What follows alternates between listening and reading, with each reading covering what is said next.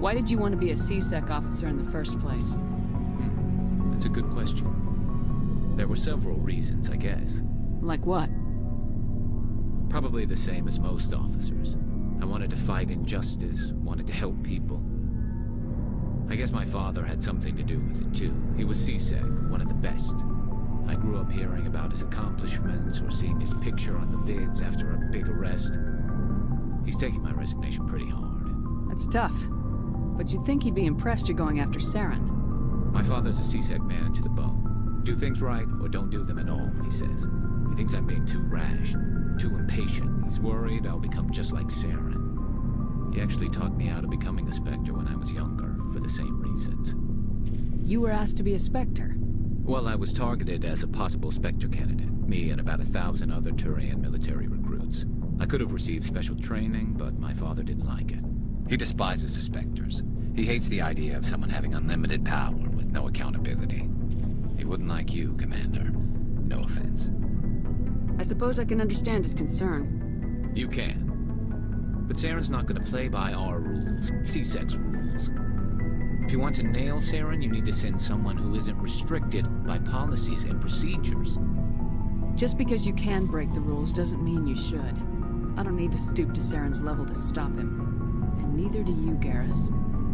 I see what you mean, but I'll think about it. Thanks, Commander.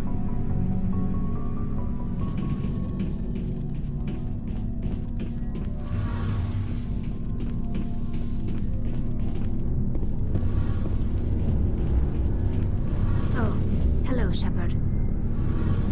Are you okay? I don't know.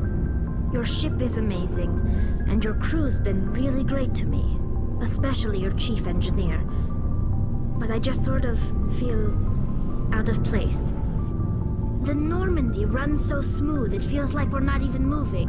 And the engines are so quiet. How do you sleep at night? The silence wakes you up? Back on the flotilla, the last thing you want to hear is silence. It means an engine's died or an air filter shut down. I guess you don't have to worry about that here. But old habits die hard. But it's more than just the silence. This ship feels so empty. It's like half the crew is missing. Back home, I couldn't wait to go on my pilgrimage. I couldn't wait to get away from the crowds. Now that I'm out here, I kind of miss them. Sometimes we don't appreciate what we have till it's gone. That's true. I'm starting to wonder if that's what the pilgrimage is really about. It's given me a whole new perspective on my people and our culture. You know, there's always a few who go on their pilgrimages and never return. I always assumed something bad happened to them. But maybe they just wanted a different life. You do plan to return to the migrant fleet, right? I could never abandon my people, Shepard. I will go back eventually. But we have to stop Saren first. Otherwise, I might not have a home to go back to. I should go. See you later. Something I can do for you, Commander. Carry on, Adams. Aye, aye, Commander.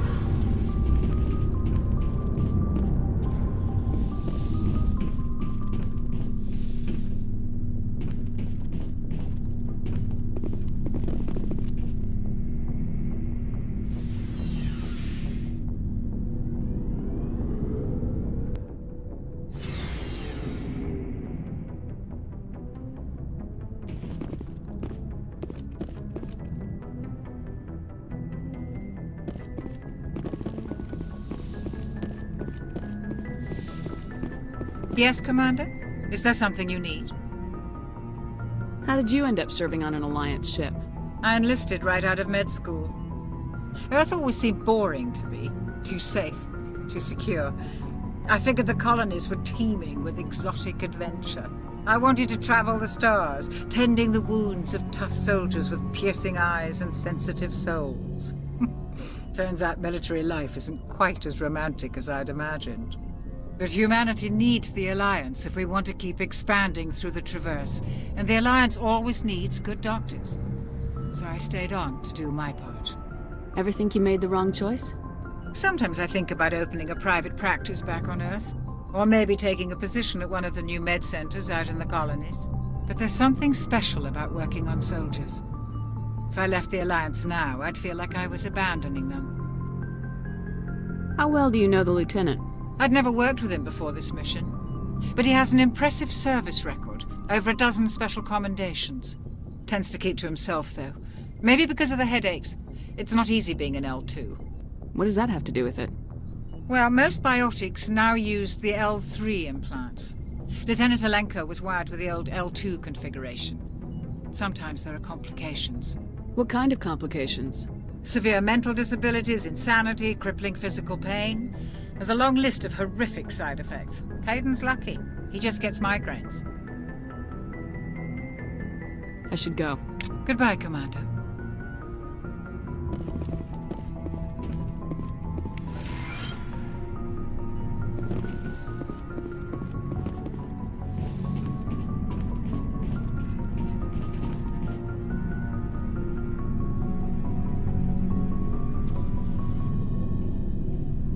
Commander, do you have a minute? Always make time for my officers. Off the record, I think there's something wrong here. This Saren is trading people to aliens for some kind of lost knowledge, but we can't get backup from the Council? Sorry, Commander. There's writing on the wall here, but someone isn't reading it. The Council doesn't want to believe anything's wrong. I'd call it human nature, but... I hear you. It just seems like a group that's been around as long as the Council should see this coming. I mean, it's funny, we finally get out here, and the final frontier was already settled. And the residents don't even seem impressed by the view. Or the dangers. Well, well. You're a romantic. Did you sign on for the dream, Alenko? Secure a man's future in space? Yeah, I read a lot of those books when I was a kid, where the hero goes to space to prove himself worthy of a woman he loves, or, you know, for justice. Maybe I was a romantic in the beginning, but I thought about it after brain camp. Biotic acclimation and temperance training. I'm not looking for the dream. I just want to do some good. See what's out here. Sorry if I got too informal. Protocol wasn't a big focus back in Bot. Tell me about it.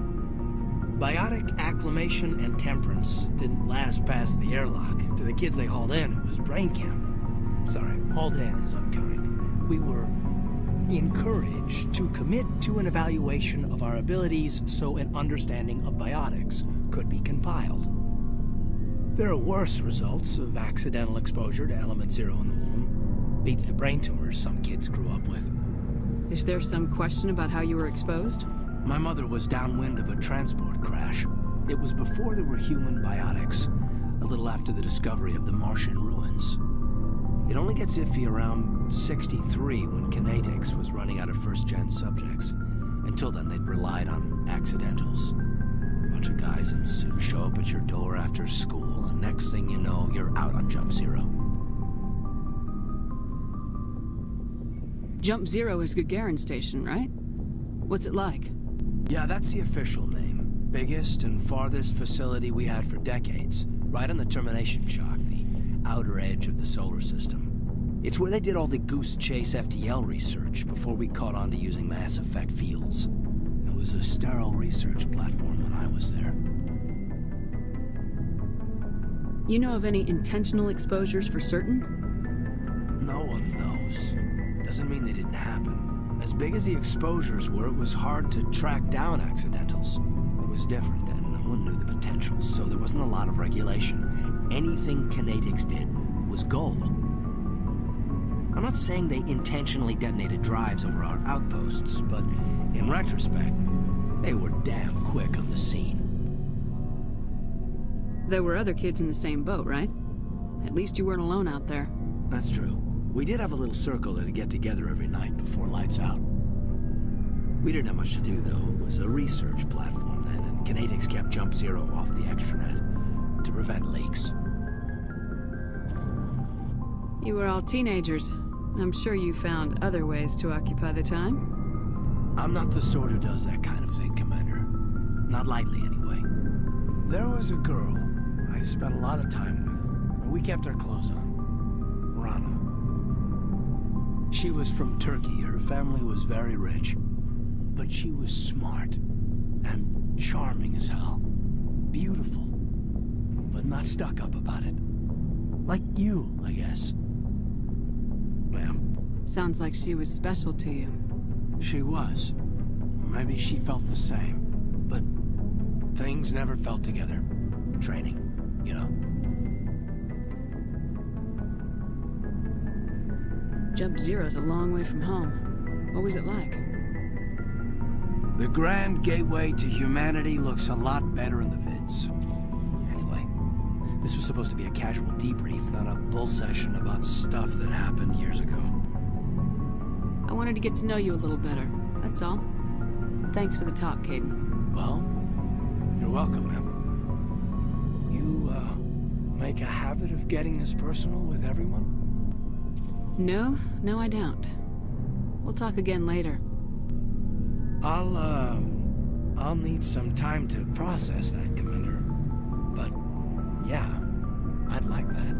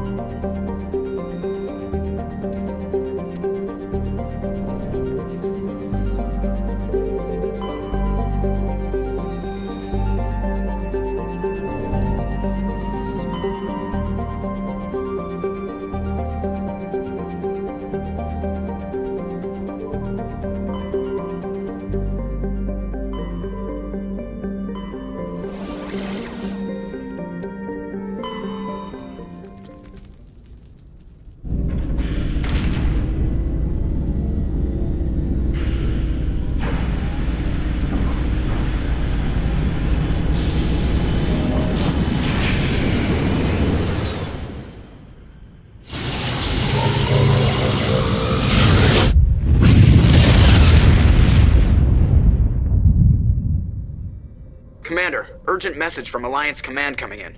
I'll patch it through. Shepard, this is Admiral Hackett from Alliance Command. We've got a situation here, and you're the only one that can handle it. What do you need, Admiral? There's an Alliance training ground where we test weapons and technology in live fire simulations. One of the VIs we use to simulate enemy tactics in the drills is no longer responding to our override commands. It's gone rogue. Are you telling me this computer is thinking on its own? We're not stupid, Shepard. This is a virtual intelligence, not a true AI. It's not self-aware, and it can't access any external systems. We didn't do anything illegal here.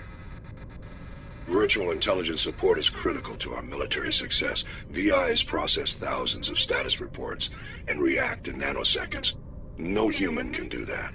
We need you to fight your way through the training ground of the VI core and manually disable it.